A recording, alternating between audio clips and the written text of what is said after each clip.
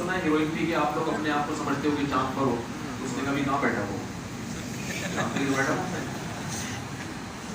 تو کسی ہیروئن جی کو دیکھا بڑے مزے سے جھوم رہا ہے، ہر آدمی کا دل چاہتا ہے یار اتنا مزہ آ رہا ہے ہم بھی لگائیں، لیکن عقل ہمیں روکتی ہے. عقل کہتی ہے یہ ایک دفعہ کے سٹے نے اس کو ایسا بنایا ہے، اس کی شکل دیکھو، اس کے کپڑے دیکھو، پائپ دیکھو جس کے اندر یہ بیٹھا ہوا ہے، منہ کے اندر بھی پائپ ہے، اس پائپ کے اندر بھی یہ گھسا ہوا ہے. کسی بھی وقت کی برساتی نالا آیا اور یہ بہہ کے چلا جائے گا. اللہ کی پناہ. عقل روکتی ہے کہ نہیں روکتی ہے؟ بہت ساری برائیاں ہیں جن سے ہمیں عقل روکتی ہے. شیطان کیا کرتا ہے؟ شیطان عقل کو پٹیاں پڑھانا شروع کر دیتا ہے. اس گناہ کو آپ کی نظر میں مزین کر کے پیش کرتا ہے. جیسے ایک گندگی ہے نا، گندگی آپ منہ کسی کے سامنے پلیٹ کر کے پیش کریں وہ وہیں سے اٹھا کے پھینک دے گا، لیکن اس کی بڑا خوبصورت پیکنگ میں جب آپ لے کر آئیں گے، بڑی خوبصورت چمک پٹیاں لگا دی آپ نے اس کے اوپر ہے بھائی، اور پھول ڈال دیے اور زعفران چھڑک دیا، اب ہر آدمی کہے گا بھائی لے آؤ. اندر اس کے کیا بھرا ہوا ہے اس طرف توجہ نہیں جائے گی. اس کی پیکنگ کو دیکھ کر آپ کیا ہو جاؤ گے؟ متاثر. اس کو کہتے ہیں مزین کر دینا، کسی چیز کو زینت دے دینا. قرآن کہتا ہے وَزَيَّنَ لَهُمُ الشَّيْطَانُ أَعْمَالَهُمْ. شیطان کیا کرتا ہے؟ آپ کے برے عمل پہ ڈسٹیمپر کر کے، چمک پٹیاں لگا کے، خوب مزین کر کے، بہترین پیکنگ پہ آپ کے سامنے اس برائی کو پیش کرتا ہے اور کہتا ہے بھائی اتنی خوبصورت چیز ہے تو خامخواہ اس سے نفرت کر رہا ہے. اور آپ کی عقل جو آپ کو سمجھا رہی ہوتی ہے نا اس میں یہ نقصان، اس میں یہ نقصان، شیطان عقل کو پٹیاں پڑھاتا ہے کہ یہ سب کہنے کی بات ہے، اس میں کوئی نقصان بولو نہیں ہے، کچھ بھی نہیں ہے یہ. اب وہ ہر ایک کے لیے الگ قسم کی شیطان پالیسی بناتا ہے. کوئی آپ کی ڈپریشن کا مریض ہے نا اور اس کا دل چاہتا ہے شراب پیو، تو شیطان عقل کیا کہتی ہے؟ شراب کوئی پینے کی چیز ہے، ایک دفعہ لت لگ گئی پھر چھوڑنا بہت مشکل. مر جاتے ہیں شراب پی پی کے، جگر برباد ہو جاتا ہے، ایسے ایکسیڈنٹ کرتے ہیں، قتل کر لیتے ہیں، بیویوں کو طلاقیں دے دیتے ہیں، پتہ نہیں کیا کیا کر رہے ہوتے ہیں. تو شیطان شرابی کے پاس آ کے کیا کہے گا؟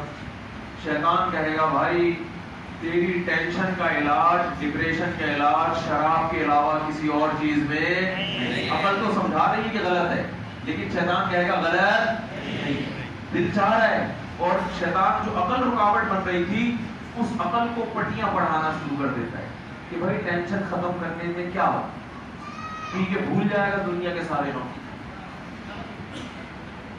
یہ کام کرتا ہے شیطان. انسان کے قدم جب زنا کی طرف جاتے ہیں عقل اس کو روکتی ہے. انہ کان فاحشۃ وساء سبیلا، یہ اچھے لوگوں کا کام نہیں ہے. ایک شخص رسول اللہ صلی اللہ علیہ وسلم کی خدمت میں حاضر ہوئے، عرض کیا کہ یا رسول اللہ میرا زنا کا دل چاہتا ہے. آپ نے فرمایا کیا تم اپنی بہن اور بیٹی کے بارے میں اس برائی کو برداشت کرتے ہو کہ وہ بھی کریں؟ آگے نہیں، کبھی بھی نہیں. فرمایا پھر خود کیوں کرتے ہو؟ دیکھو عقل روکتی ہے مگر شیطان کیا کرتا ہے؟ شیطان کہتا ہے کیا بات میں توبہ کر لینا.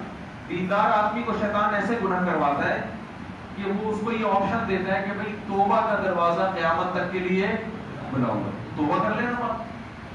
یہ نہیں پتا ہوتا کہ جب یہ گناہ کرے گا تو اس گناہ کی آہستہ آہستہ عادت پڑے گی، عادت پڑے گی. 4 دفعہ 5 دفعہ توبہ کرے گا، اس کے بعد توبہ کرنا بھی چھوڑ دے اور زانی ہو کے مرے گا. پھر یہ جتنے لوگ زنا کرتے ہیں یہ پہلی دفعہ تو یہ سوچ کے کرتے ہیں کہ صرف ایک دفعہ کروں گا میں. ہر برائی تو شیطان کیا کرتا ہے؟ شیطان اس برائی پہ اچھائی کا لیبل لگا کے آپ کے سامنے پیش کرتا ہے. جیسے ایک آدمی نے چینی کی بوری رکھی ہوئی تھی اور اس پہ لکھا ہوا تھا چاول. دکان پہ بوری کس کی رکھی ہوئی ہے؟ چینی کی. اس پر لیبل کیا لگایا ہوا ہے؟ چاول. کسی نے پوچھا بھائی بوری میں چینی ہے اور لکھا ہوا چاول ہے، کہتے ہیں مکھیوں کو دھوکہ دینے کے لیے. کیونکہ مکھیاں بہت بیٹھتی ہیں نا تو مکھیاں دھوکے میں آ جائیں گی. مکھی بڑی ذہین ہے، وہ چینی کی خوشبو دیکھ کر اس بوری تک پہنچ جائے گی. لیکن انسان کی عقل پہ شیطان پردہ ڈال دیتا ہے. وہ لیبل کو دیکھتا ہے، وہ حقیقت کو نہیں دیکھتا. تبھی تو کمپنیاں لکھتی ہیں ملتے جلتے ناموں سے دھوکہ نہ کھائیں، لکھتی ہے نا کمپنیاں، تو آج تو مارکیٹ میں چل ہی لیبل رہا ہے۔ خیر، تو آدم علیہ السلام کو اللہ نے حکم دیا کہ اس درخت کے قریب مت جاؤ۔ اللہ ہمیں یہ واقعہ کیوں سنا رہے ہیں؟ قرآن کوئی ہسٹری کی کتاب تھوڑی ہے، کوئی تاریخ کی کتاب تھوڑی ہے۔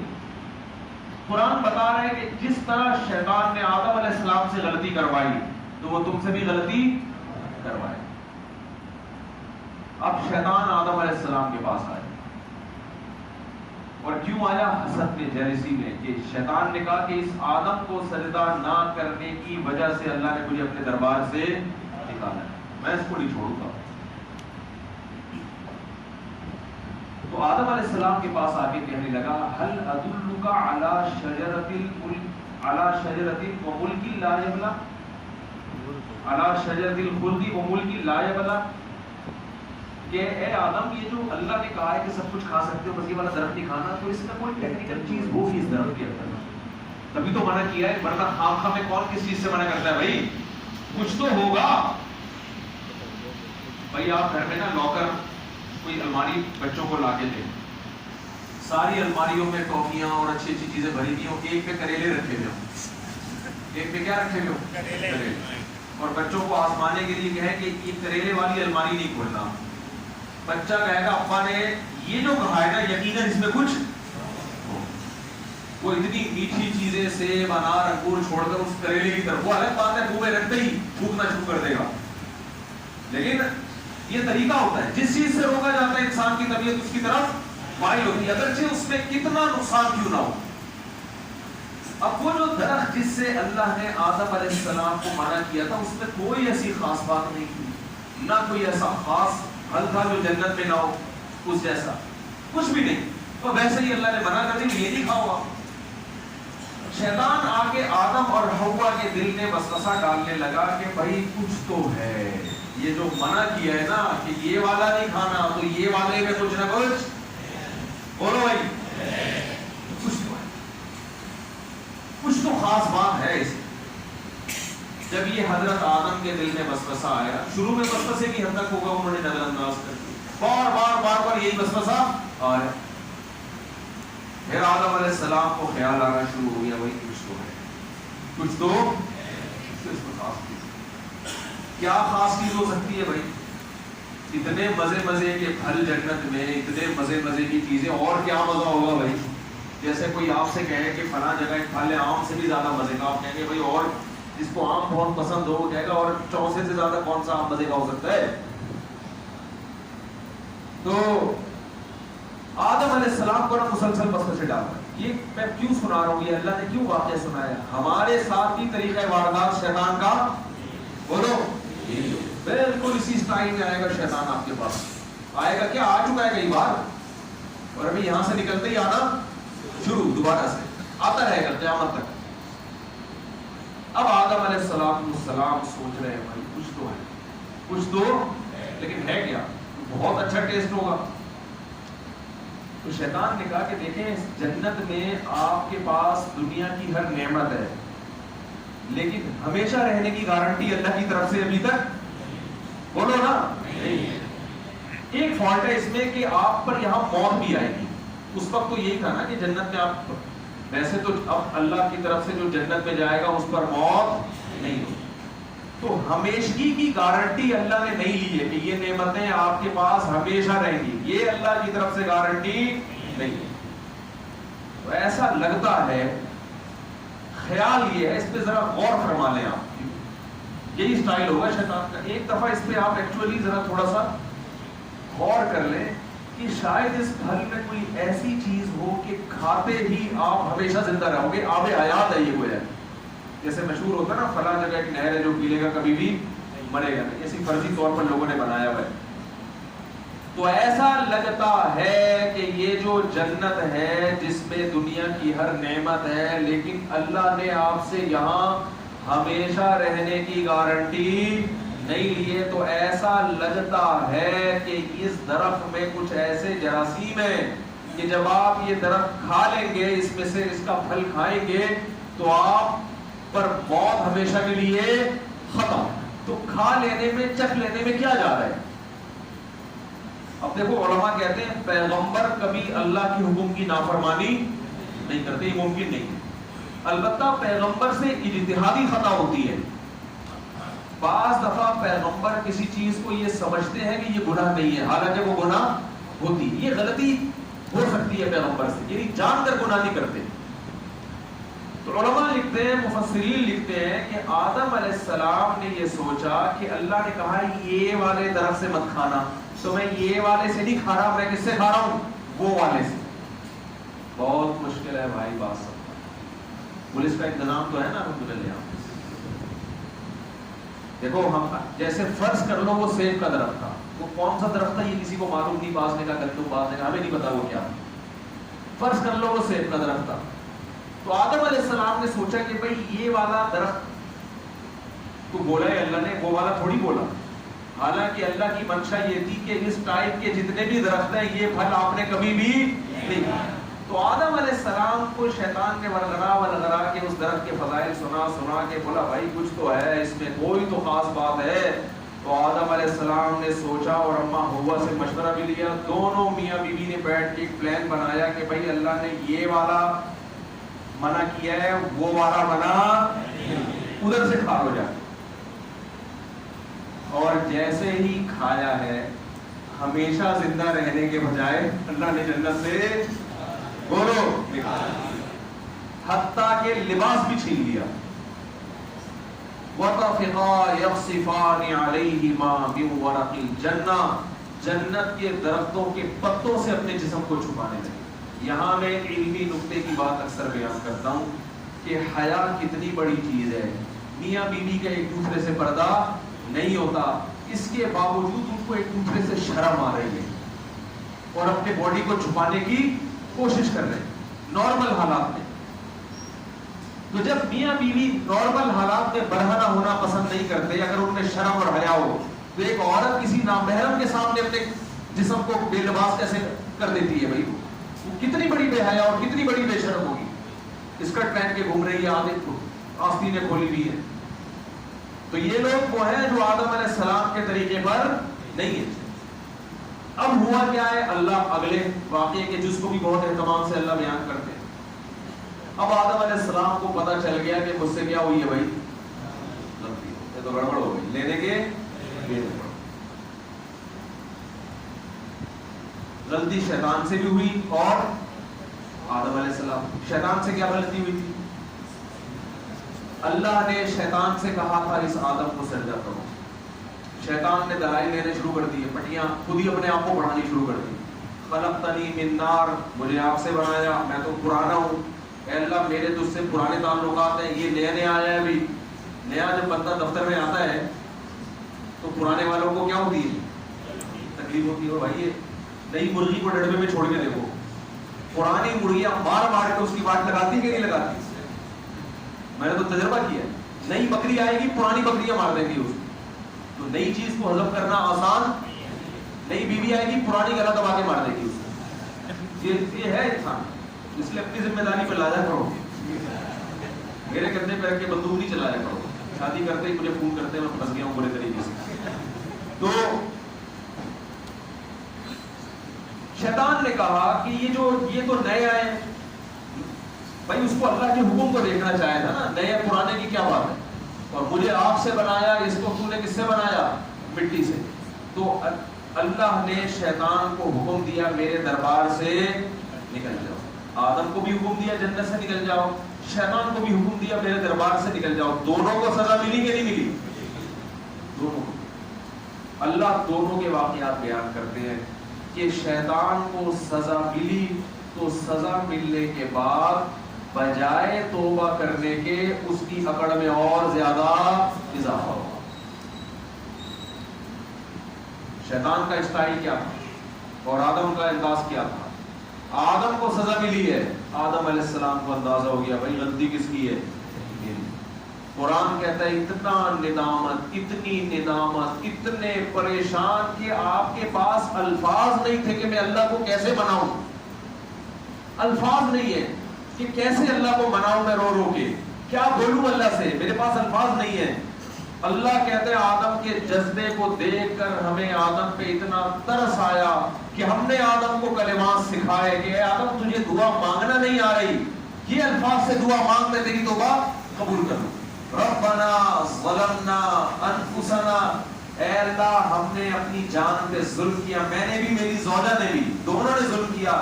وَإِن لَّمْ تَغْفِرْ لَنَا وَتَرْحَمْنَا لَنَكُونَنَّ مِنَ الْخَاسِرِينَ، اگر تو نے ہمیں معاف نہ کیا، ہم پر رحم نہ کیا، ہم تباہ و برباد ہو جائیں گے، ہمیں بربادی سے بچا لے، معاف کر دے،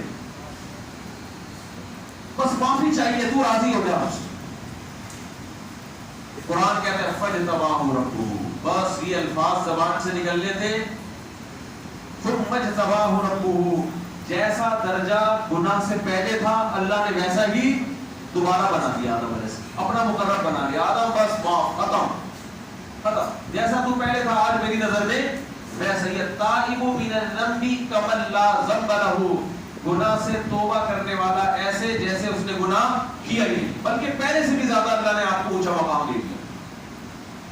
یہ کردار تھا آدم علیہ السلام کا. ادھر شیطان نے کیا کیا؟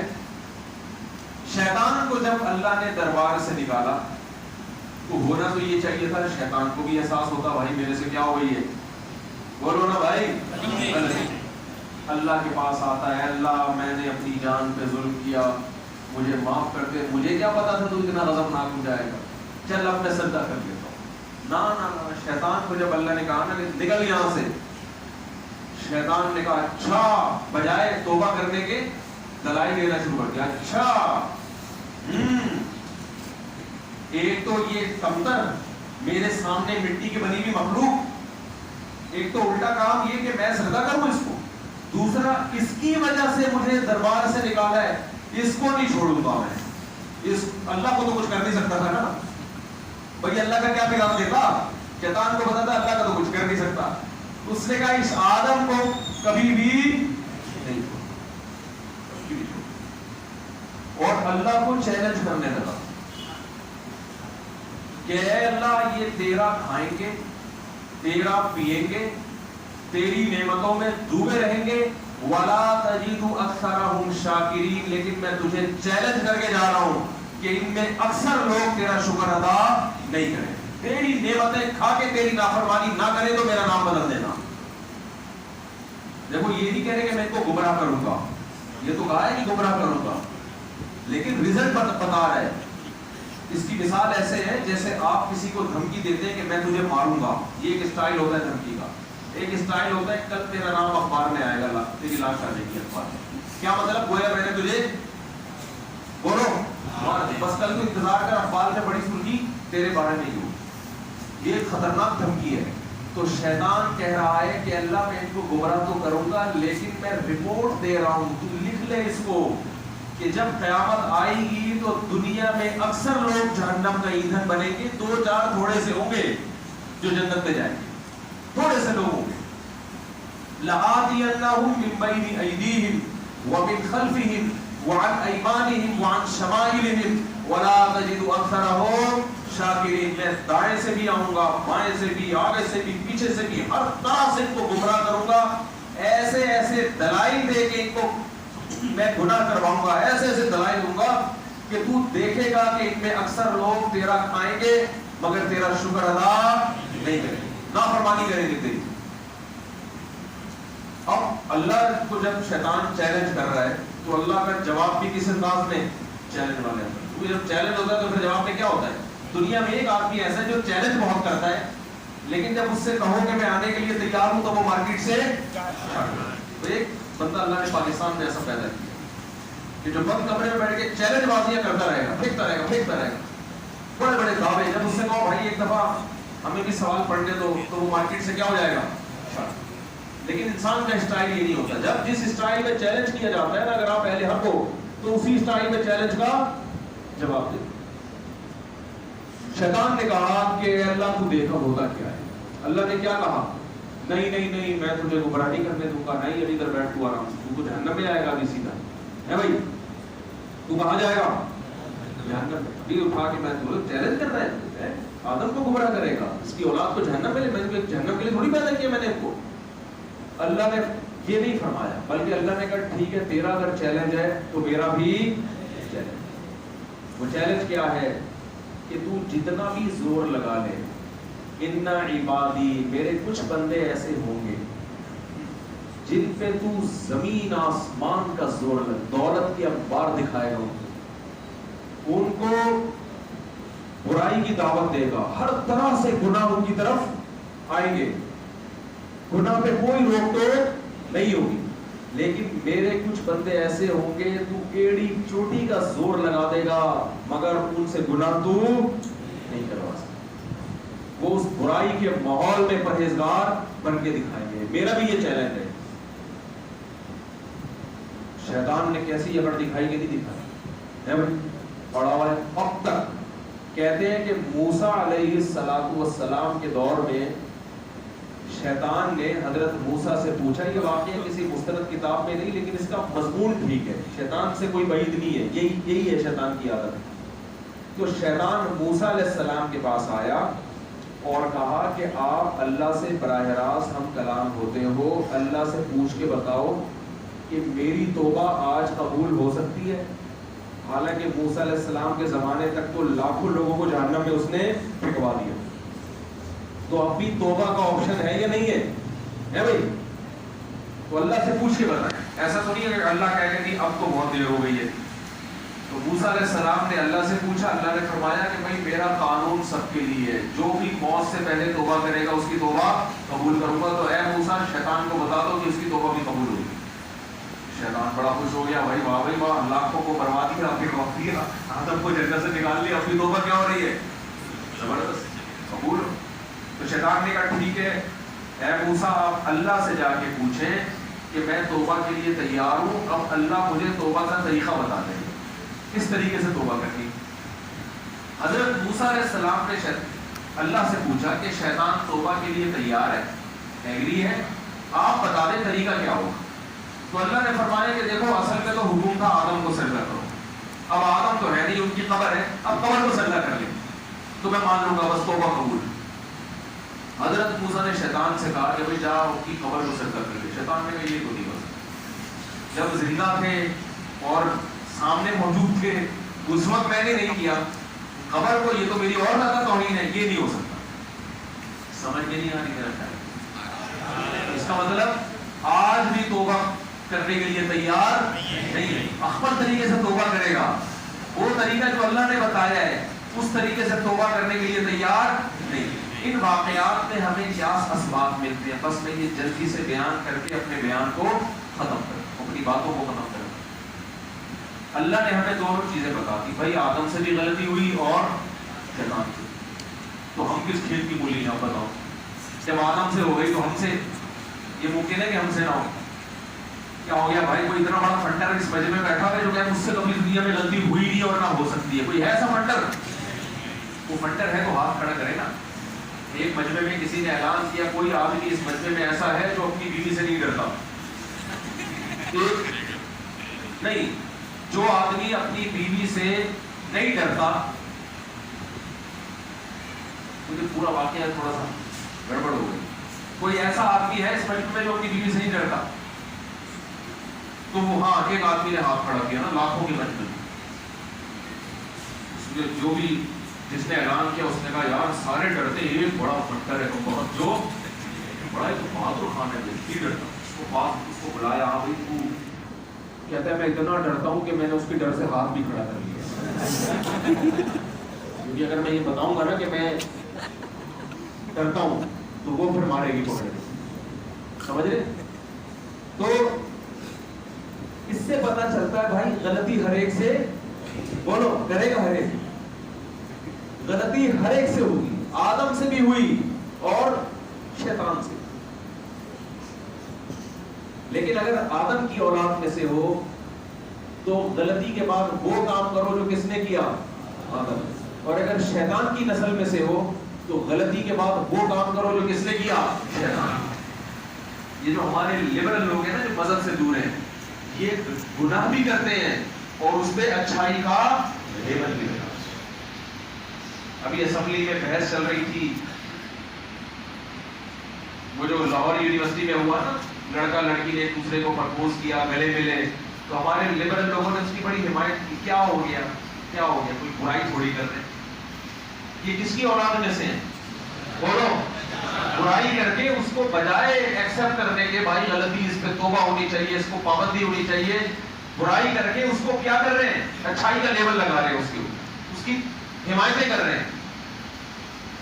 نبی صلی اللہ علیہ وسلم نے ارشاد فرمایا, یا بنی آدم کلکم خطاؤون وخیر الخطائین التوابون. اے بنی آدم تم میں سے ہر شخص غلطی کرنے والا ہے, بہترین خطا کار وہ ہے جو اپنی غلطی پہ اڑے نہیں اور اللہ سے کیا کر لے. تو دیکھو ایک اصول زندگی میں ہمیشہ کے لیے اختیار کرو. پہلی بات تو یہ, کامیاب ہونے کے لیے یہ ضروری ہے ہم نے غلطیوں سے اور گناہوں سے اپنے آپ کو بچانا ہے.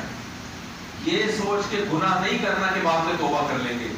حضرت حکیم اختر صاحب رحمہ اللہ تعالی ایک مثال دیا کرتے تھے کہ جو شخص یہ سوچ کے گناہ کرتا ہے نا کہ توبہ کر لوں گا, اس کی مثال اس احمق اور بیوقوف کی سی ہے جو یہ کہہ کے اپنے آپ کو زخمی کرے کہ علاج کر لوں گا میں بعد میں. بھائی ایک آدمی بلیڈ سے اپنا ہاتھ کاٹے, کوئی دوسرا کہہ رہے کیوں کاٹ رہا ہے, کہہ رہا ہے مرہم لگا کے پٹی باندھ کے صحیح کر لوں گا.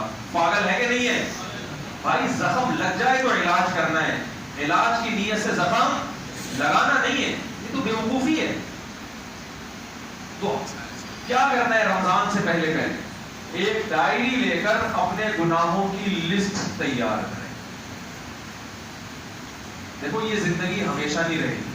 آج ہم یہاں بیٹھے ہوئے ہیں, 50 سال کے بعد بھی بیٹھے ہوئے ہوں گے, سب لیٹے ہوئے ہوں گے. کیا خیال ہے, ایسے ہی ہے؟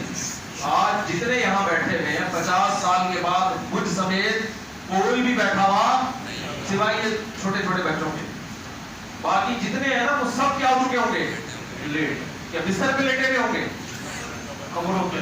ارے یہاں نئی نسل بیٹھی ہوئی ہو, پھر وہ باتیں کر رہی ہوگی یہاں 50 سال پہلے مفتی طارق مسعود صاحب کا 4 شادیوں پہ بیان ہوا. کیا کر رہے ہو یہاں, وہ ایک رہا کرتے تھے. یہ میں ایک لاہور کے ایک مدرسے میں گیا, اس مدرسے میں وہ تو لاہور کے شہر میں ہے لیکن اس میں لکھا ہوا ہے کہ تختی پہ لکھا ہوا تھا لاہور شہر سے اتنے کلومیٹر دور ہے. تو میں نے کہا یہ مدرسہ لاہور شہر میں اور لکھا ہوا ہے لاہور شہر سے اتنے کلومیٹر دور. انہوں نے کہا یہ تقریباً 80-90 سال پرانی تختی ہے. اس وقت لاہور شہر یہاں تک نہیں, اتنی پرانا قصہ بن گیا کہ نہیں بن گیا. تو یاد رکھو جتنے لوگ ہم یہاں بیٹھے ہوئے ہیں تھوڑے سالوں میں ہم سب پرانے قصے بن گئے. ایک دن آنے والا ہے ہم پھٹے پہ لیٹے ہوئے ہوں گے. یہ باتیں سننے میں مزہ بالکل بھی نہیں آتا, بالکل بھی نہیں آتا مزہ. لیکن ایسا بولو, ایسا ایک دن ہم ہیں سے تھے بن چکے ہوں. حکیم الامہ حضرت مولانا اشرف علی تھانوی نے ایک واقعہ بیان کیا ہے کہ ایک آدمی کانچ کے برتن لے کے بیچنے کے لیے نکلا تھا. ہوتے ہیں نا وہ ریڈی پہ یا کندھے پہ اٹھا کے. ایک سیٹھ کی عادت تھی کہ وہ ہر چیز کو ٹھوکر مار کے پوچھتا کہ یہ کیا ہے. بعض لوگوں کی عادت ہوتی ہے ٹھوکر پہلے مارتے کیا ہے, اس کو نہیں پتا تھا سیٹھ کو کہ اس کے اندر کانچ ہے. تو اس نے اس بوری پہ ٹھوکر مارا اور پوچھا کیا ہے. تو اس بیچنے والے نے کہا ہے نہیں, ہاں اب نہیں, اب. تو بھائی جیسے ایک ٹھوکر سے وہ کانچ کے برتن ہیں سے کیا بن گئے. ایک دن آئے گا, فرشتہ آئے گا روح قبض کرنے کے لیے اور ہم ہیں سے کیا بن جائیں گے. کہ بھائی ایک مفتی صاحب ہوا کرتے تھے ایک جگہ. میں جب برما میں گیا نا تو جس مسجد میں میرا بیان ہوا تو وہاں مجھے بتایا کہ اس جگہ حضرت مولانا اشرف علی تھانوی رحمۃ اللہ علیہ کا بیان ہوا. دیکھو کتنا پرانا قصہ ہو گیا کہ نہیں ہوگی. وہ بھی جب آئے ہوں گے تو کل ایسا ہوگا, کل ہماری نسلیں آ رہی ہوں گی, ہم سب ٹوٹے ہوں گے, مر چکے ہوں گے. تو یہ زندگی تو گزرے گی ایک ون بائی ون, ایک ایک دن. یہ جو گھڑی کی جو ٹک ٹک ہے نا, ٹک ٹک, اس ٹک ٹک کا مطلب بہت خطرناک ہوتا ہے. یاد رکھیں نبی صلی اللہ علیہ وسلم نے فرمایا بچہ جب ماں کے پیٹ میں ہوتا ہے تو فرشتہ آ کے لکھ دیتا ہے کتنے سال، کتنے دن، کتنے مہینے، کتنے گھنٹے اور کتنے سیکنڈ کے لیے یہ دنیا میں آئے گا. اور جیسے جیسے ٹائم گزرتا ہے ہم موت کے قریب ہوتے چلے جاتے. ہمیں نہیں پتا میں کتنے سال لے کر آیا، آپ کتنے سال. تبھی تو ہم کہتے ہیں کہ سالگرہ منانا دنیا کی سب سے بڑی بیوقوفی ہے. اس میں آپ اس بات پہ خوش ہو رہے کہ میں 20 سال کا ہو گیا. او بھائی، آپ جتنے سال لے کر آئے تھے نا قبر کے، آپ قبر کے قریب 20 قدم قریب ہو گئے. آپ کی زندگی اگر 40 سال کی تھی تو آپ قبر میں جانے میں 20 سال رہ گئے. آپ کیک کاٹ کے خوشی منا رہے ہو کہ میں قبر کے اب تھوڑا سا ٹائم رہ گیا بس میرا جانے کا. کتنے لوگ جنہوں نے پچھلے سال اپنی سالگرہ پہ کیک کاٹا تھا، اگلے سال اپنی سالگرہ پہ وہ ہے ہی، وہ خوشی میں کیک کاٹ رہے کہ یار ہم جناب 60 سال کے ہو گئے. فرشتہ ہنس رہا ہوگا کہ تو 60 سال کا ہو گیا، اس کا مطلب تو 61 سال لے کر آیا تھا اور اگلے سال کیک کاٹنے سے پہلے تیرا انا للہ ہونے والا. اور یہ خوشی میں کیک کاٹ رہے کہ ماشاءاللہ ماشاءاللہ دوبارہ سے وہی تاریخ آ گئی جس دن میں پیدا ہوا. پاگل والی حرکت ہے کہ نہیں ہے؟ اس لیے ہمارے حضرت فرمایا کرتے تھے سال گرہ کو سال گرہ کہا کریں کہ زندگی میں 1 سال گر گیا. 1 سال کب ہو؟ اب مجھے ایک بات بتاؤ، بات کو سمیٹ کے بس میں ختم کرتا ہوں کہ کوئی مائک کا سسٹم ایسا نا مجھے بہت چیخ کے بولنا پڑ رہا ہے. مجھے چیخ کے بولنا پڑتا ہے نا تو میں زیادہ بولنا بھی بہت مشکل ہوتا ہے. تو اب یہ جو ہم جتنے سال زندگی لے کر آئے تھے، جیسے ہی سورج نکل کے غروب ہوتا ہے تو ہماری زندگی میں ایک دن فرشتہ کیا کرتا ہے، ایک لائن کاٹ دیتا ہے. تھوڑا جتنا رہتا ہے روزانہ بیٹھ کے نا فرشتہ اتنے دن رہ گئے. 1 سال کم ہو رہے ہیں، دن کم ہو رہے ہیں، مہینے کم ہو رہے ہیں اور منٹ گھنٹے کم ہو رہے ہیں، منٹ کم ہو رہے ہیں. اور یہ جو گھڑی کے سیکنڈ کی ٹک ٹک ٹک کی آواز آتی ہے نا، یہ ٹک ٹک ٹک آپ کو بتا رہی ہے کہ آپ قبر کے قریب ٹک ٹک کر کے جا رہے ہیں. بڑی اسپیڈ سے جا رہے ہیں، پیچھے ہو ہی نہیں سکتے. تو مجھے ایک بات بتاؤ کہ کیا اسی طرح دنیا سے جانا چاہتے ہیں جیسے مزے کی زندگی گزر رہی ہے؟ عیاشیوں میں ڈرامے بھی دیکھ رہے ہیں، فلمیں بھی دیکھ رہے ہیں، پب جی پہ سارا دن لگے رہتے ہیں، لڑکیوں سے باتیں بھی ہو رہی ہیں، نمازیں قضا ہو رہی ہیں. کر لو بھائی، اللہ نے ایک زندگی دی ہے، اللہ یہ زندگی دوبارہ کچھ بھی ہو جائے. توبہ کی مہلت اللہ نے موت تک دے دی. موت تک اللہ نے توبہ کی. بولو 100 بار اگر گناہ ہوا ہے نا، 100 بار، 101ویں بار بھی توبہ کرو گے اللہ اس توبہ کو قبول کرے گا. اللہ نے آپشن دیا ہے. یہاں اللہ نے بڑی نرمی رکھی ہے، لیکن 2 معاملات کے اللہ نے بڑی سختی کر دی. نمبر 1، موت کا وقت نہیں بتایا.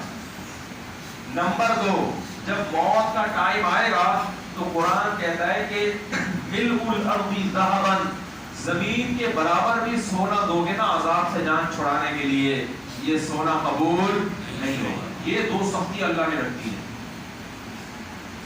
100 بار گناہ. ایک صاحب کہتے ہیں میں گناہ کرتا ہوں پھر توبہ کرتا ہوں، اب مجھے بار بار توبہ کرتے ہوئے شرم آ رہی ہے.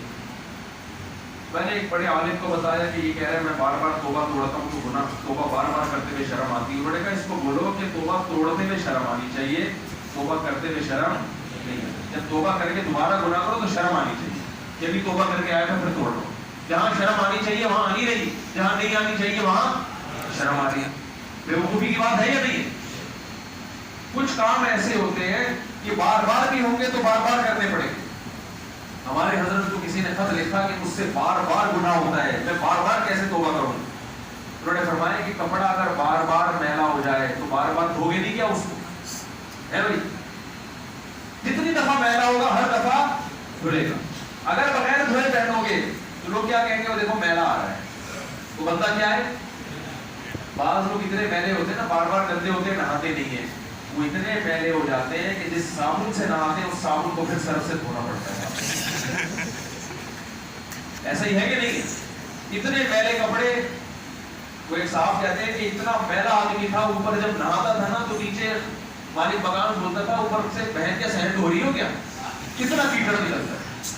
تو جو دنیا کا حال ہے نا کہ اگر میلے ہو جاؤ اور بار بار اپنے آپ کو دھوتے نہیں ہو تو جو کیڑے جسم میں چلیں گے وہی حال اس گناہ کرنے والے کا ہوتا ہے جو گناہ کرتا رہتا ہے مگر توبہ نہیں کرتا. تو آج سے آپ نے ایک کام کرنا ہے، ایک ڈائری میں اپنے گناہوں کی لسٹ تیار کر دی رمضان آنے سے پہلے پہلے. سمجھتے ہو کہ نہیں سمجھتے کیا کہہ رہے ہیں بھائی؟ ڈائری کا کیا کوئی بات نہیں. کبیرہ گناہوں کی لسٹ تیار، چھوٹے موٹے کبیرہ گناہوں کی لسٹ ایک ایک کر کے. نماز قضا کرنے کا گناہ سب سے پہلے، زکوٰۃ نہ دینے کا گناہ جو مالدار لوگ، بد نظری کا گناہ جس میں تقریباً سب مبتلا ہے بھائی. کوئی شراب پیتا ہے اس کا گناہ، کوئی زنا کرتا ہے اس کا گناہ، لڑکیوں سے دوستی کا گناہ، باپ سے بدتمیزی کا گناہ، ماں سے بدتمیزی، رشتہ داری توڑنے کا. یہ لکھو، اس کے بغیر بخشش نہیں ہوگی. اللہ نے کسی بھی قوم کو تہجد چھوڑنے کی وجہ سے ہلاک نہیں کیا. قرآن میں آپ اٹھا کے دیکھیں، کسی قوم کو اللہ نے شراب چھوڑنے کی وجہ سے ہلاک نہیں کیا. کسی قوم کو صبح و شام کی تسبیح نہ پڑھنے کی وجہ سے ہلاک نہیں کیا. جس قوم کو بھی اللہ نے ہلاک کیا ہے کلن اخذنا بذنبہ، قرآن کہتا ہے گناہ کی وجہ سے ہلاک کیا ہے ہم نے. کوئی قوم ناپ تول میں کمی کرتی تھی اس لیے تباہ کیا، کوئی قوم لڑکوں سے بدفعلی کرتی تھی اس لیے تباہ کیا اللہ نے. تو گناہ پہ اللہ پکڑتا ہے. تو آج آپ نے کیا کرنا ہے بھائی؟ اپنے گناہوں کی لسٹ تیار کرنا. پھر آپ نے یہ کرنا ہے، یہ عزم کرنا ہے بھائی رمضان سے پہلے پہلے، عید آنے سے پہلے پہلے میں نے اپنے آپ کو ان تمام گناہوں سے صاف کرنا. اب اس کا طریقہ کیا ہوگا؟ اس کا ایک آسان اصل طریقہ تو یہ، کسی شیخ سے انسان باقاعدہ اصلاحی تعلق قائم کرے، بزرگ سے اصلاحی تعلق قائم کرے، کسی اللہ والے کو بتائے کہ میری یہ گناہیں چھوٹتے نہیں ہیں، وہ آپ کو طریقے بتائیں گے.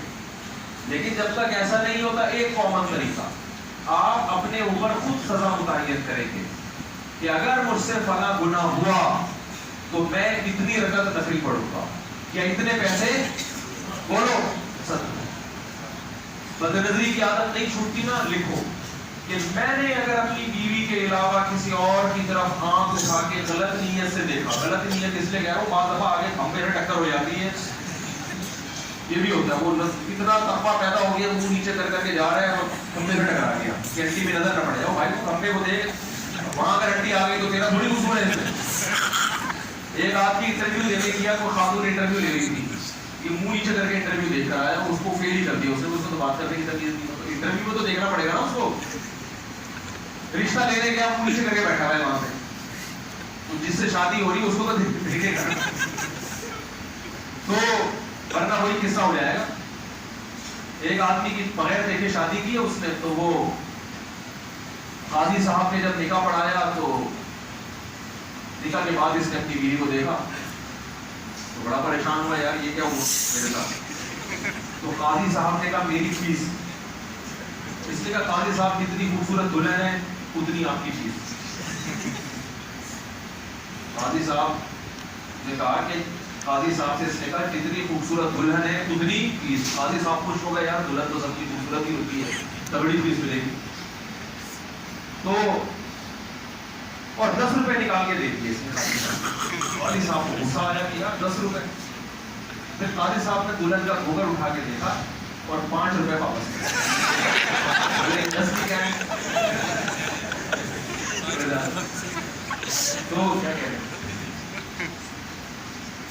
اچھا تو اس لیے میں کہتا ہوں کہ جہاں ضرورت ہو تو ایک الگ بات ہے، بری نیت سے تو اپنا معمول بناؤ. ابھی سب عزم کریں، فیصلہ کریں کہ جب بھی کسی غیر محرم کی طرف نظر اٹھائیں گے اپنے آپ کو سزا دیں گے. وہ سزا کیا ہے؟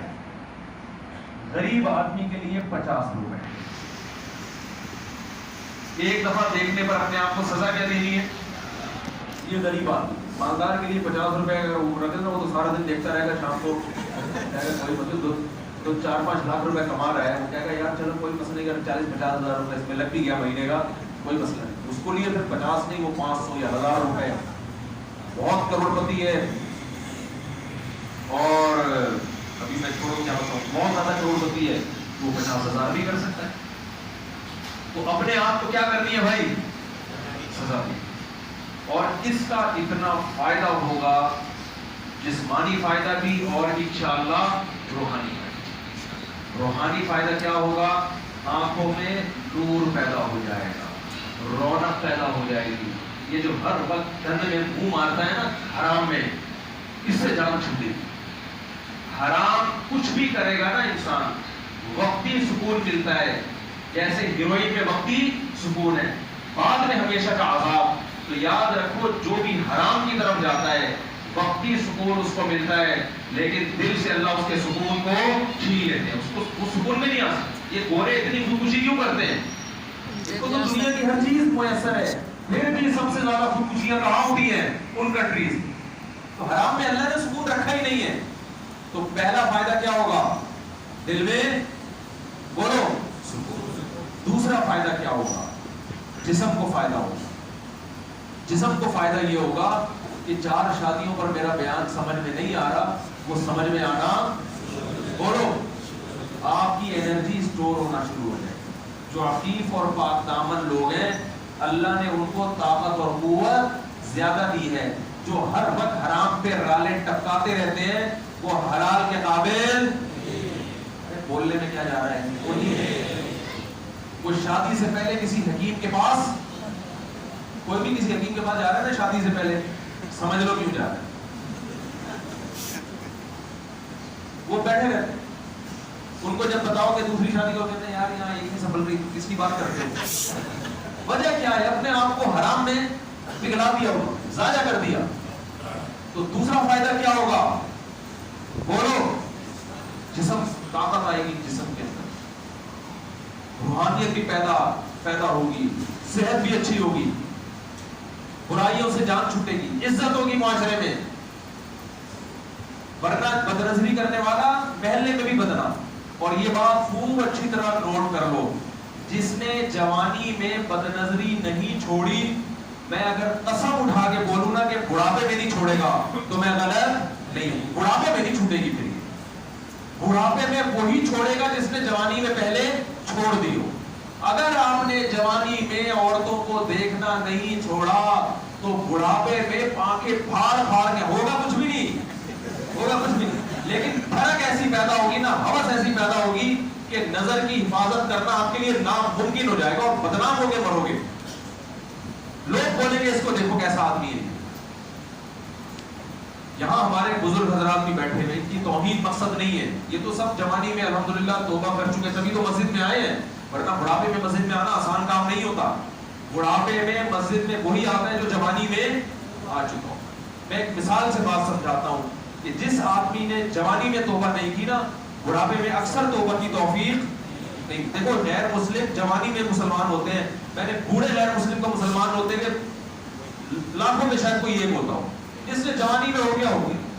وجہ اس کی یہ ہے کہ جوانی میں جیسے انسان میں گناہوں کی طاقت زیادہ ہوتی ہے، گناہ سے بچنے کی طاقت بھی زیادہ. کیونکہ گناہ سے بچنے کے لیے یہ ضروری ہے کہ آپ کے بریک شو مضبوط ہو، آپ کی بریک کیا ہو؟ مضبوط. طاقت روکنے کی طاقت بھی آپ میں ہوتی ہے. بڑھاپے میں انسان جیسے وہ نئی گاڑی ہوتی ہے نا، اس کے ایکسیلیٹر پہ ذرا سا پاور رکھو گے زو کر کے بھاگے گی، ایسا ہی ہے نا. لیکن بریک پہ بھی ذرا سا اشارہ ایک دم جہاں تھی وہی رک جائے گی. اور گاڑی اگر تھوڑی عمر زیادہ ہو چکی ہو، ایکسیلیٹر پہ پاؤں رکھ کے کھڑے ہو جاؤ، تھوڑی دیر میں آہستہ آہستہ آہستہ آہستہ اس کا پک اپ، کچھ محلے کے دھکے بھی ہوتے ہیں اس میں، کچھ آپ کے پک اپ، کچھ یہ سب چیزیں مل ملا کے تھوڑا سا چلتی ہو، تھوڑا سا چلے گی. لیکن جب بریک پہ پاؤں رکھ کے کھڑے ہو جاؤ گے تو فوراً رکے گی. وہ رکتے رکتے بھی 6 مہینے لگا دے گی. یہی حال ہوتا ہے کہ اگر انسان جوانی میں گناہ سے نہ روکے، بریک کا استعمال نہ کرے، تو بڑھاپے میں وہ جذبے تو نہیں ہوتے جو جوانی میں ہوتے ہیں، لیکن اپنے آپ کو روکنے کی طاقت بھی ختم. تو اس لیے جو بوڑھا مسجد میں آ رہا ہے نا، سمجھو یہ جوانی میں آتا تھا تو آ رہا ہے. جس بوڑھے نے داڑھی رکھی ہوئی ہے، سمجھو جوانی میں اس نے کوئی نیک کام کیا جس کی وجہ سے اللہ نے اس کو داڑھی کی توفیق دی. جو بوڑھا مسجد میں آ کے نماز پڑھ رہا ہے، سمجھو جوانی میں ہی اپنے آپ کو نمازی بنا چکا تھا. ورنہ بڑھاپے میں جو برائی جوانی میں پیدا ہو چکی ہو، بڑھاپے میں وہ بڑھتی ہے، کم نہیں. تو آپ نے کیا کرنا ہے؟ اپنے اوپر کیا لگانا ہے؟ جب ایک دفعہ بد نظری ہو تو کتنے کم سے کم کتنے صدقے کرنے ہیں؟ 50 روپے. آپ کو یہ نسخہ اتنا فائدہ پہنچائے گا، آپ شروع میں تو کہیں گے یار کچھ بھی نہیں ہے، 50 میں کیا ہو رہا ہے، لیکن آہستہ آہستہ اگر دن میں 20 دفعہ بد نظری کرتے تھے تو وہ 15 پہ آ جائے گی، 15 سے پھر کس پہ آئے گی، 10 سے پھر کس پہ آئے گی، 5 سال لگ جائے گا، 1.5 سال لگ جائے گا، 2 سال لگ جائے گا، اور ساتھ ساتھ کیا ہوگا کہ جہاں بد نظری سے گناہ کا پلڑا بھاری ہو رہا تھا، صدقے سے نیکی کا پلڑا بھی، بولو بھائی ادھر گناہ آ رہے ہیں تو ادھر نیکیاں بھی تو آئے نا، قیامت سے تو تولے جائیں گے نا، تو ہمت کریں گے کہ نہیں کریں گے؟ تو ہم نے اپنے آپ کو آدم علیہ السلام کے طریقے، شیطان کے طریقے پہ چلانا ہے یا آدم علیہ السلام کے طریقے، اور توبہ بھی کرنی ہے جب بد نظری ہو جائے۔ نماز چھوڑنے پر جرمانہ، حکیم اختر صاحب رحمہ اللہ فرماتے تھے جس نے فجر کی نماز چھوڑ دی اس دن کا ناشتہ کھول کرتے ہو، بولا آج ناشتہ نہیں، اپنے آپ کو سزا دینا، ناشتہ اسی دن جس دن فجر کی نماز ہو۔ تو بھائی رمضان سے پہلے ہم سب کو چاہیے انسان کے بچے بن جائیں، کیا بن جائیں، انسان، پھر رمضان گزارنے کا مزہ آئے گا، پھر رمضان کا چاند نظر، عید کا چاند نظر آنے سے پہلے توبہ کی توفیق ملے گی، پھر لیلۃ القدر میں بخشش بھی ہوگی۔ جو اسٹائل ہمارا جس طرح سے چل رہا ہے نا، اس میں یہ امیدیں نہ لگائیں کہ رمضان آٹومیٹیکلی سب کو بخشوا کے چلا جائے گا۔ حدیث میں آتا ہے بہت سے روزے دار ایسے ہیں جن کو روزے میں بھوک پیاس کے سوا کچھ بھی حاصل نہیں ہوتا، اور بہت سے رمضان میں راتوں کی عبادت کرنے والے، تراویح پڑھنے والے، تہجد پڑھنے والے ایسے ہیں جن کو جاگنے کے سوا کچھ بھی حاصل نہیں ہوتا۔ تو گناہ سے اپنے آپ کو بچائیں گے تو رمضان بنے گا۔ اگر رمضان میں ارادہ عید کے بعد فوراً فلم دیکھنے جانے کا تو اس کا مطلب یہ رمضان بن کے نہیں آتا۔ اللہ تعالیٰ ہم سب کو سمجھنے کی، عمل کی توفیق عطا فرمائے۔ کیا ہوگا بھائی؟